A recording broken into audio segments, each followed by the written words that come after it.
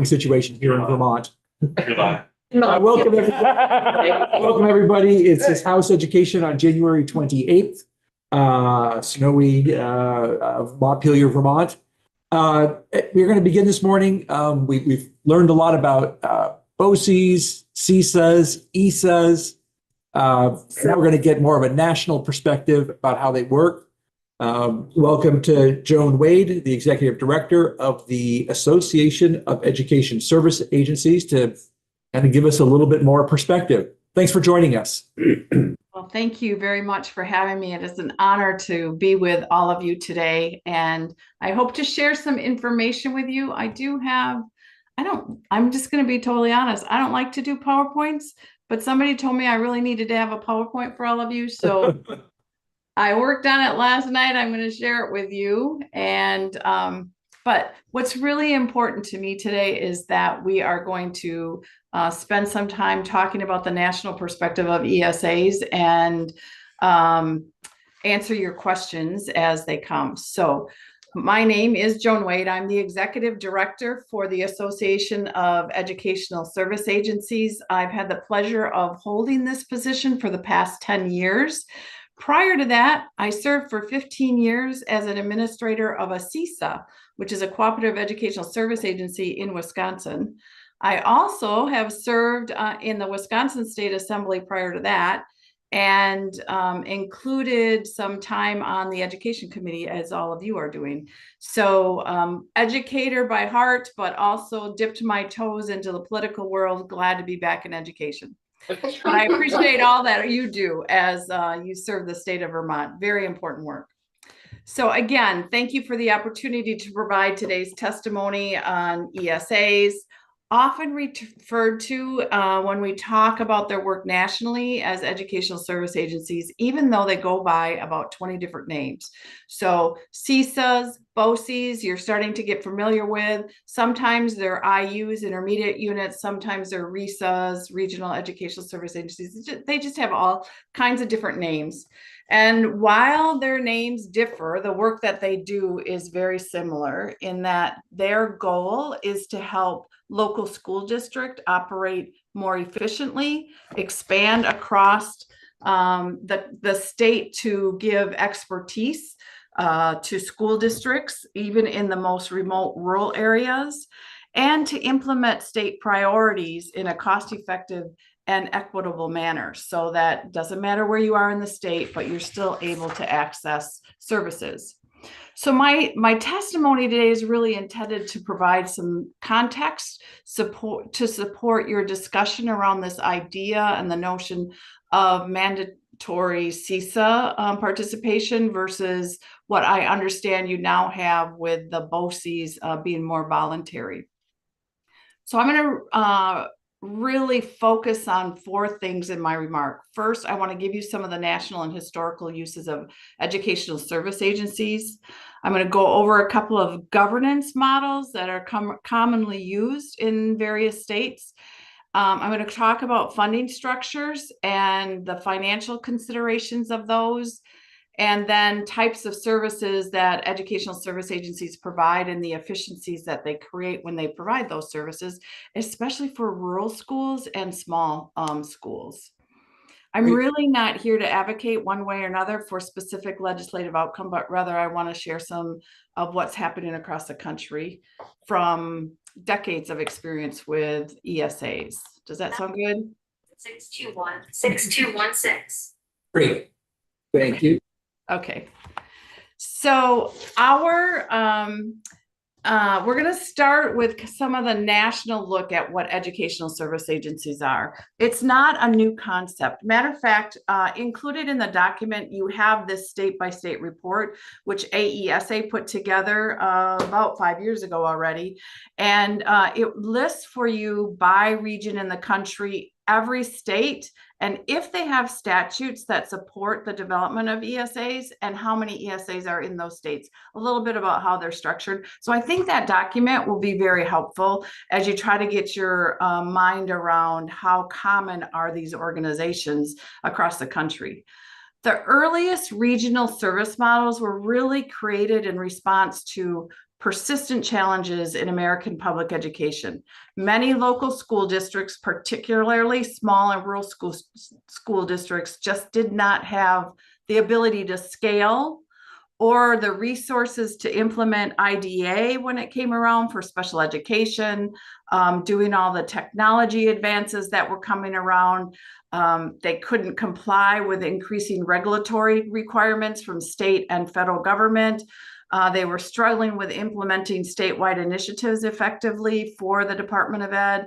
And so oftentimes many states really wanted this regional concept. And a lot of times it was embedded in county offices of education, which is where a lot of ESAs got their started until they formalized into more regional service, more formal regionalized services organizations.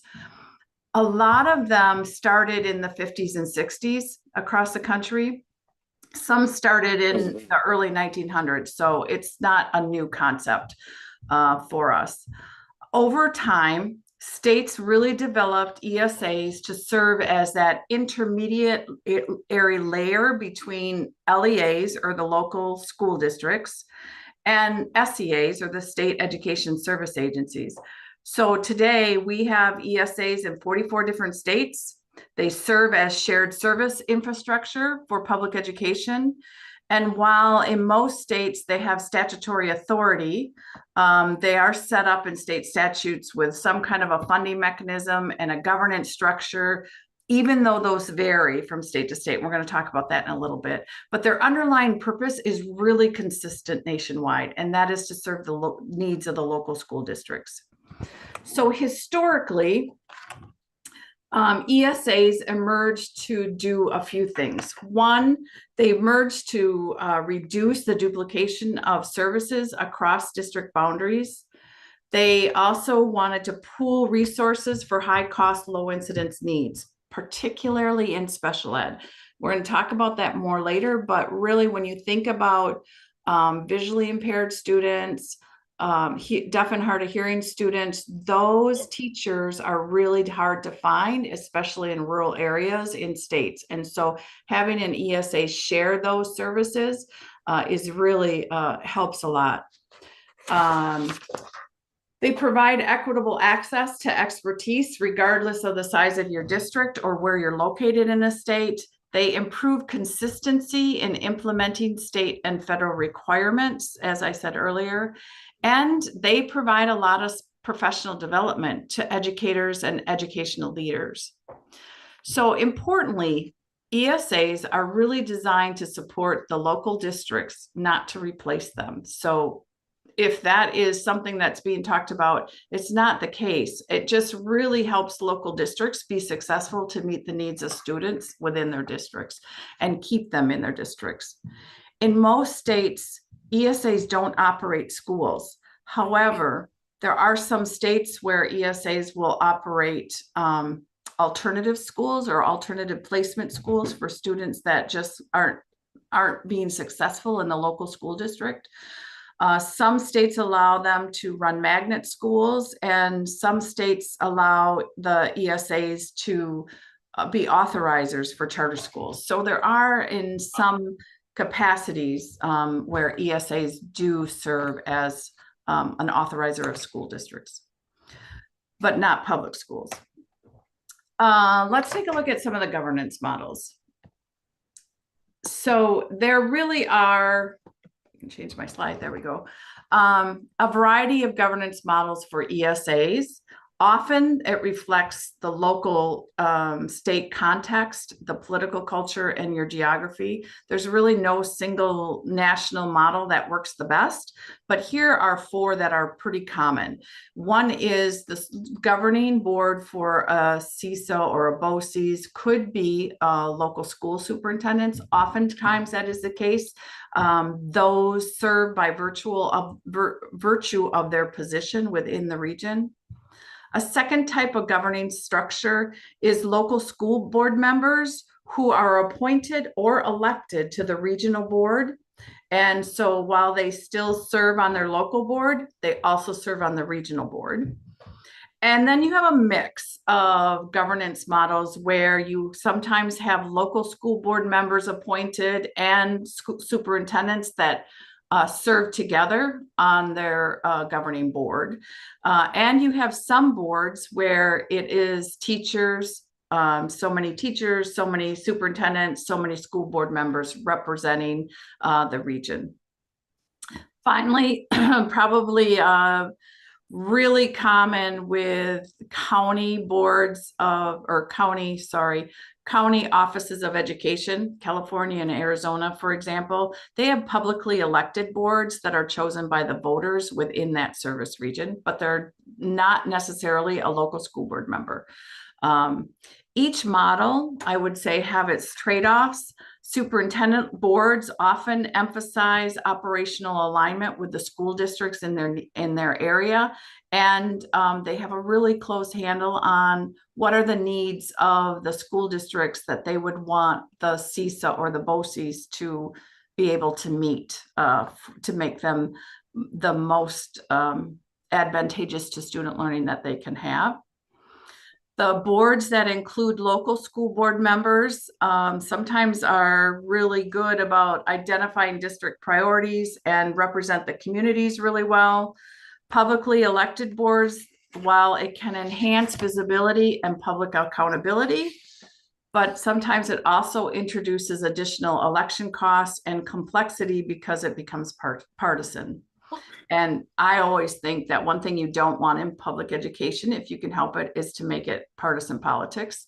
I tell my members all the time, stay neutral. You don't need to be getting into the mix of politics at a partisan level if you can help it. At the same time, some of our members are elected superintendents of regional, this is kind of a side note, of a regional educational service agency. So they're elected on a partisan basis. Again, that happens in California and Arizona as county offices of education. That's just a little side note there. Okay, so with the ESAs, the difference between voluntary versus mandatory participation, I want to spend just a little bit of time on this as well. This is another key governance distinction among our states, and that's whether a district is mandated to participate in a certain region or if it's voluntary for them to participate in a certain ESA in a certain region. So the voluntary models really allow districts to opt into which ESA they want to serve on. Ohio is a great example. In Ohio, every school district, public school district, is assigned to an ESC, they call them there. But the school districts can purchase services from other ESCs outside their region. And if they want, they can pay membership into another ESC if they don't feel that the ESC they're in is meeting their needs. So that is oftentimes the case in states where the funding model is fee for service. So districts are going to buy services from an ESA, and they're going to buy those services where they want. Not always, but in some cases, that's how states operate and set up their ESA. And the other example is mandatory or universal participation models that are typically paired with some kind of baseline funding, and the focus is on ensuring equitable services throughout the state. And so states will mandate each public school district to be a part of a certain educational service agency or CESA. A district will be a member of that. They'll decide what services they want. The state will pay for some of those services, and the ESA will also purchase some or develop some that are fee for service that districts can purchase from them. So what's consistent across both those models is that ESAs are structured to support, not to dictate how districts operate. It's really a support mechanism for K-12 districts. So let's talk a little bit more about how they're funded. There's really some common funding models, and it's so true with public education. So often I just have to say, well, it depends, because it depends on how they're structured by the state, and it depends on what school districts need. But basically, there's 4 different funding models. And the first one is when the state totally funds at least a baseline of services, and they get a direct appropriation.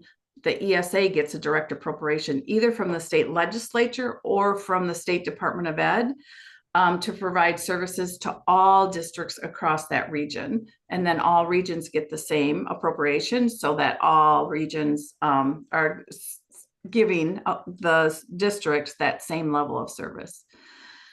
Oftentimes these are general purpose revenues, GPR dollars, or flow through dollars through the State Department of Ed. That used to be common. Most of the ESAs in the country used to operate on state funds 100%. In the last 15, 20 years, that's really changed. And our funding models have become much more entrepreneurial, much more fee for service, where districts work together with their ESA or their whatever you decide to call them, CESAs. They work with the CESA to decide what purchase services are needed. And then the CESA develops those services or finds them at a lower cost. And the school districts then purchase those services. I always say that ESAs that are entrepreneurial are really tight with their customers, which are the K-12 public school districts, because the public school districts are the ones determining what are those services that they need. And the ESAs have to stay really attuned to federal law changes in education, to state law changes in education, so that as those changes are occurring, they're ready to support the public schools as they're implementing those changes. What's really become common now across the country with ESAs is some kind of a blended or a hybrid model of funding. So they'll get some state funding as a baseline, and then they'll do a lot of fee for service or entrepreneurial services. An example of how this has changed, probably 8 years ago, the state of West Virginia had 8 RESAs, Regional Educational Service Agencies, 100% funded by the state. Everything that they offered to school districts got for free because the ESAs or the RESAs had that funding coming from the state government. About 8 years ago, the state decided, as funds were drying up at the state level, that they were going to change that funding mechanism.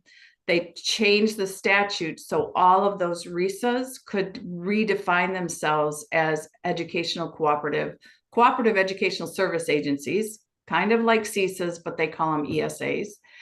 And out of that, school districts now had to start buying the services that were no longer free. And the ESAs had to develop fee-for-service models. So that was very new to them. And they had about a year to get that done. That was a very hard change for them. Now in the state of West Virginia, there are really 2 viable ESAs that are functioning, one really strong and one is a little bit smaller, but still serving the needs of school districts in the state. So the funding models have changed quite a bit in the last 20 years. One other way that ESAs are funded is by giving them taxing authority. We only have one state in the country that gives the ESA the authority to levy a property millage, and that's the state of Michigan. So they do a lot of really good work in Michigan, but I don't have any other states that allow the ESA to levy the taxes. By far, the most common funding mechanism is some kind of blended model where the state gives them some seed money to get things started, and then the ESA is entrepreneurial. So I know one of the things that you're probably concerned about and talking about is the startup cost. And again, I wish I could give you a definite number, but I can't because it depends on what you want to do. I will say that ESAs are often misunderstood as creating new administrative layers, especially when they're new to a state. In practice, I really think they're typically funded by reallocating existing expenditures. They consolidate duplicative functions, and they leverage economies of scale. The startup costs will vary depending on state and district expectations. But I tend to feel that they're really modest because ESAs often will start out, especially when they're new, they'll start out using existing facilities or shared office spaces. And that might be co-locating in a K-12 building. It might be co-locating in an institution of higher education. I've seen both models in states work. And I've also seen that that's sometimes where they get started with their facility, but then they get large enough that they eventually build their own. And that depends on statute too. Sometimes ESAs are not allowed to own property by statute unless they get permission from their school districts within their region to buy property. Because ultimately that property, if the ESA were to dissolve, would go back to the school districts. So you can set that up in statutes, and I'm happy to send you some examples of where that's different from state to state. I would also say that it's efficient because in some cases, staff come either from district level positions that are now shared across the region. Speech and language pathologists in the special ed area is another one that's a really hard to find position for K-12 school districts. And having that as a shared position is often quite a cost savings. And services are usually for new ESAs phased in over time. So while it would be a dream to get a lot of money to start up and be able to offer school districts everything, that's never the case. It usually starts small and grows over time. So over the long term, we see states consistently find that ESAs reduce costs through cooperative purchasing, through shared staffing agreement for specialized positions, for reducing administration duplication. A lot of schools, and we'll talk about this a little bit, but they'll share special ed administrators, or they'll share business office officials, payroll, things like that into the shared regional roles. So those operating costs really help schools save money. Services are, as I mentioned earlier, also phased in over time based on those regional needs. So let's take a look at what some of those core ESA services are. Those services that ESAs offer are really designed by the needs of the local K-12 school districts. Yes, states have influence on that, and especially State Department of Eds will have influence on that. But a lot of times the best, strongest ESAs are the ones that are tight with their public school districts, and they're designing the types of services that the school districts really need. So for example, special education services, I've said that more than once, but that including those low incidence, high cost support. So it allows districts to meet the legal and instructional obligations without duplicating expensive services.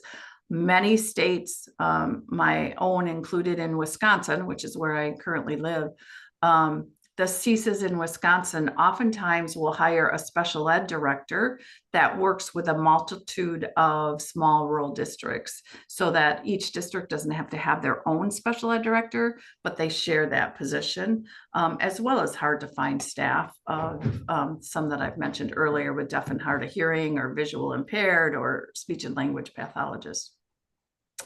Another primary service that a lot of ESAs do is professional development instructional coaching, which supports a consistent implementation of your state standards and your state initiatives. That's very common for both teachers and administrators, paraprofessionals. A lot of that professional development is done through the ESAs. Another focus area for many ESAs is technology infrastructure, cybersecurity, data systems, really trying to work to reduce risk and improving system reliability for school systems, both for students and for staff. There is focus in some ESAs around human resources, so shared payroll, shared financial services, freeing the district leaders to really focus on instruction and not on the operations of the HR and payroll. A lot of ESAs do cooperative purchasing and contract management for their districts. Compliance reporting is a big one, accountability support, helping districts navigate across complex requirements at the state level and at the federal level. Also doing crisis response. We've got a lot of members now that work in the mental health field, bringing in coordination with mental health providers, providing regional support during either a crisis situation or on a daily basis when there aren't mental health professionals in the area, because it's a rural area and there's a shortage of mental health professionals, as you well know. ESAs also work hard in the CTE area, the career pathways development, particularly in the regional areas. So these are the types of services that allow districts to access expertise that they otherwise would find unaffordable or unavailable, particularly in smaller rural districts. But it's just a snapshot of some of the services that our members provide. Some of them do transportation. So our ESA will run the transportation system, the busing services, to take that off the plate of school district administrators. Some examples of ESA services, I thought maybe I could give you a couple that are specific to what kind of cost savings there are. In Wisconsin, those CSAs provide special ed staff, which I think I've mentioned. They also, through their cooperative purchasing program, most notably saved significant money for health insurance for the school districts. CSAs have documented more than $50 million in savings for participating in health insurance pools that are operated by the CSAs. In Iowa, the AEAs deliver a lot of regional special education, a lot of instructional media services and professional development. The AEAs coordinate a huge statewide cooperative purchasing program with districts. Districts report savings of 20 to 25% on commonly purchased instructional materials and operational items. So that's pretty significant for those districts. In Pennsylvania, the intermediate units operate regional special ed programs, a lot of professional development, a lot of compliance services. They do a lot with Medicaid and helping districts file for Medicaid. They do a lot around E-rate for technology and helping districts with their E-rate filings. Particularly, again, those small rural districts really turn to their IUs for that kind of help. And then in Texas, another example, there's 20 ESCs in Texas for 1,400 school districts.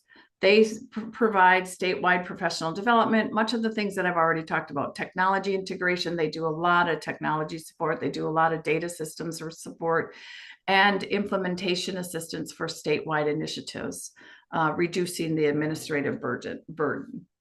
So that's just a few. We have members in 44 different states.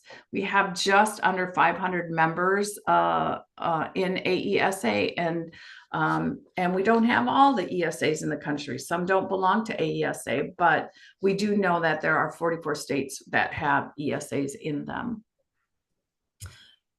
Really, I want to focus a little bit on efficiencies and rural sustainability and why is this important.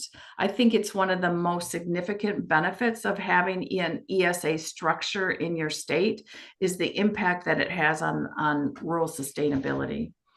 ESAs, as I mentioned earlier, they don't have the authority to close schools. They don't usually have the authority to run schools. That's really up to the State Department of Ed. Or the local school districts, depending on the state. They don't have the authority to make decisions about district consolidation. but they often play a critical role in helping small schools stay open and viable by reducing those administrative burdens, by sharing that specialized staff, by supporting compliance when they don't get support elsewhere, and by lowering operating costs through cooperative purchasing programs. So there have been national studies and state examples that consistently show that ESAs improve efficiency while still expanding access to service. And that's what we want for all of our students, no matter where they live. In several states, there have been documented savings from cooperative purchasing program and these shared staffing programs to the tune of tens or hundreds of millions of dollars annually. And I'm happy to send you some of that information, those details, if you'd like them. But just as importantly, ESAs support equity by ensuring that students in rural or underserved districts have access to comparable services as students in larger systems. So I think when you're thinking about your next step as a state, there's some key considerations for Vermont that you should, I'm hoping that you'll have lots of dialogue on. One, the governance structure really needs to reflect your size, your geography, your traditions, and I'm happy to answer questions pretty soon about what that might look like. Funding models that should balance equity, so that all students have access to the same types of services, along with local flexibility. So there are regional needs that are going to change from region to region, just based on the region and what the local school districts want. The funding models should balance that equity with that local flexibility. There should be some clear accountability and reporting expectations so that you're building that trust with the public, that this isn't just another bureaucracy that's being laid on top of the K-12 school district, because that's not at all what it is. Also, some kind of phased-in implementation often allows school districts to get used to the idea of going to an ESA for help and support, and for regions to adapt over time.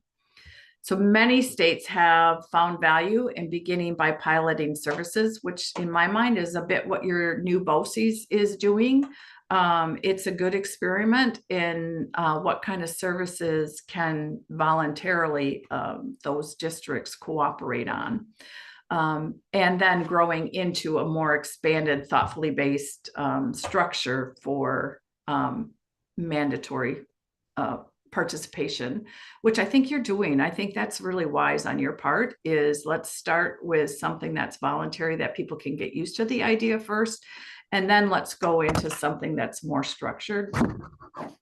So the bottom line in my mind is that ESAs are an important part of the educational system in the majority of states. It's that really that go-between between the State Department of Ed and the local school districts, and making sure that when the State Department of Ed have statewide initiatives that need to be rolled out equitably across the state, it's often those ESAs that help them do that.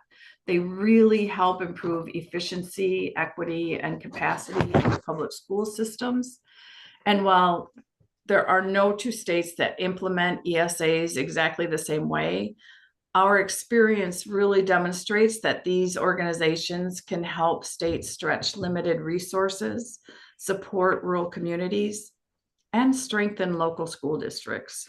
So that was a lot of information, and I'm just going to shut this off so I can get a better view of you. I really appreciate the opportunity to take some time with you today, and I'm happy to answer any questions that you may have.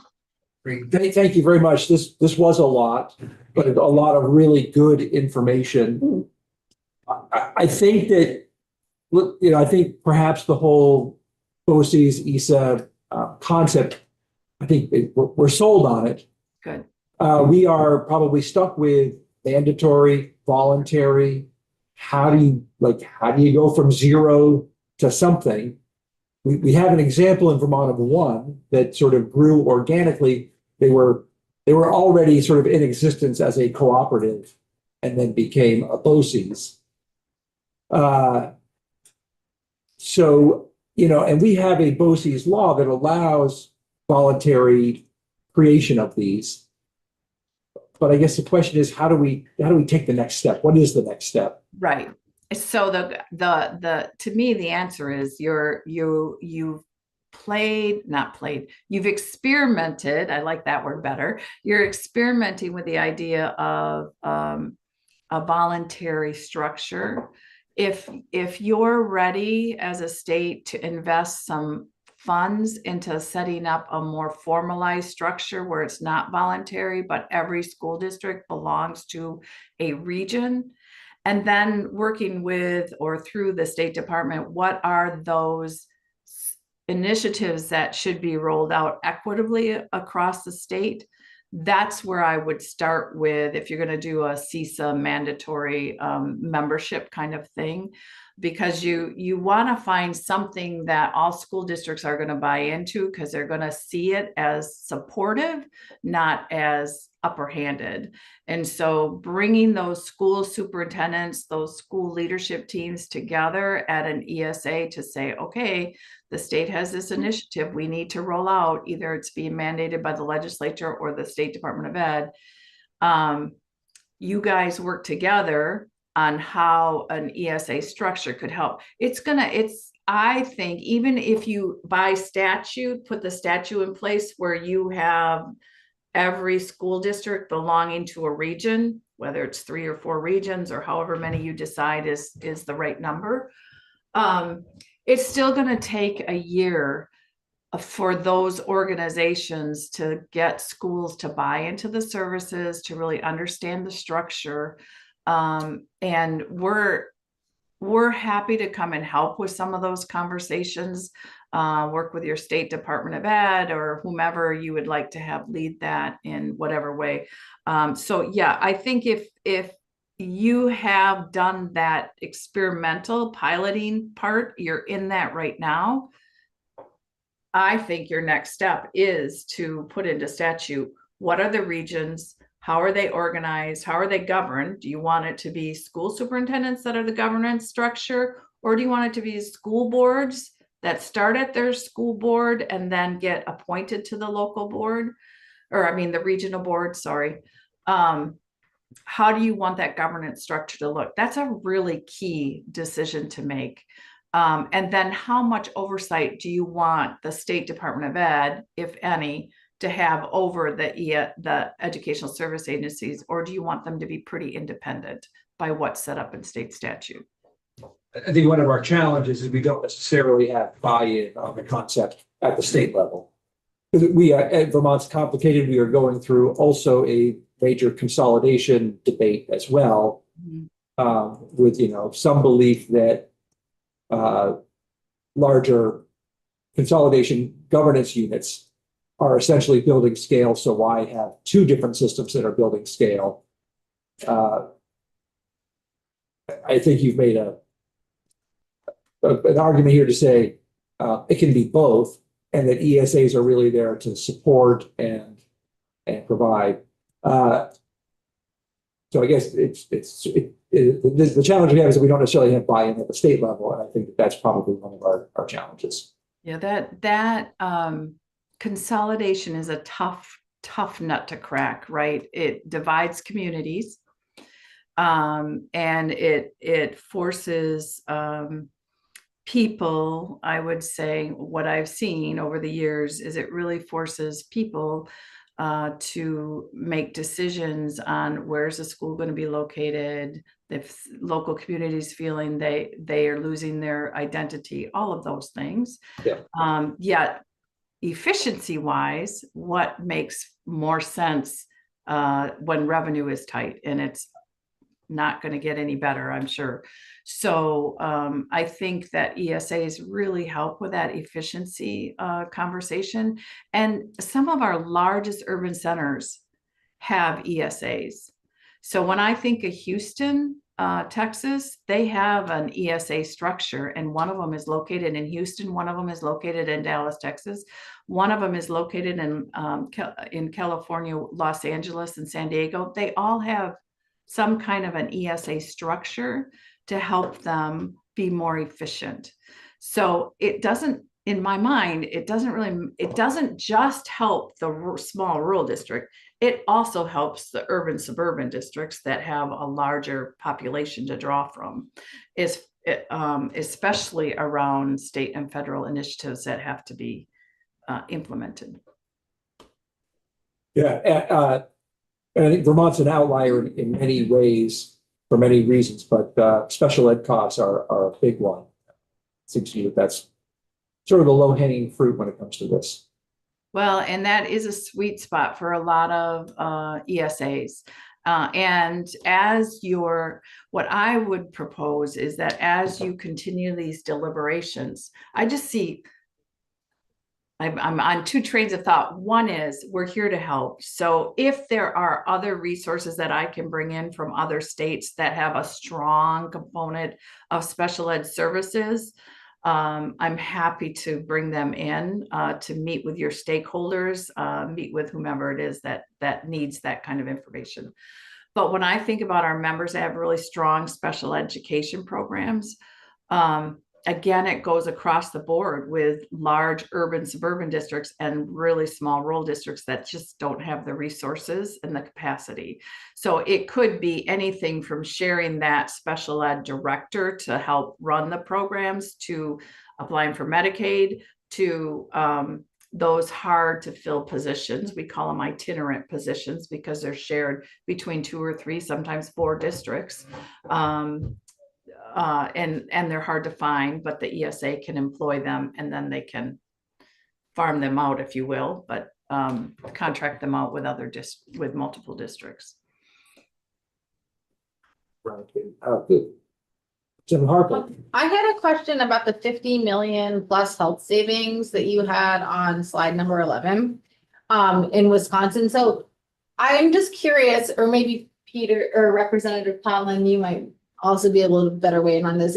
Is that a number Vermont could achieve? And is that because they went to a statewide contract? And what did they give up in their health insurance in order to have those kinds of savings? Before you answer, the situation in Vermont right now is that we have a statewide healthcare system. It's a self-insured, self-funded system already as a way to bring down costs.